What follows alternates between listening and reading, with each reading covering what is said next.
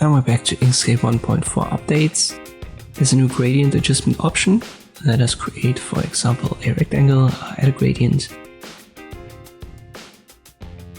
You already know that we have 2 stops now, and you can adjust it via the swatches, so nothing changed here.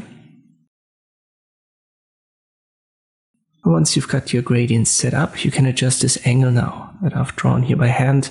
You can now adjust it numerically. You have to go to Object, Fill and Stroke, and here's a new section for orientation now.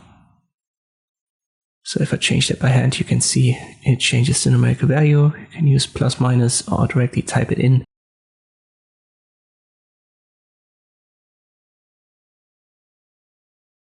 And there's also a slider below. And the 2 icons to the left of the slider are for 90 and 180 degrees.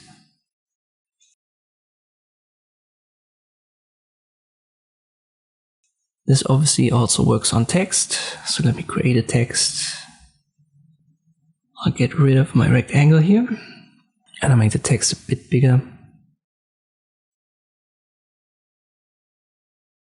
Oh, that was too big. Something like that. Now I click on the gradient swatch right here. And give the second one a 100% fill. And now you can see how this also rotates inside of the text. I hope this video was helpful. Thank you for watching, and I'll see you next time.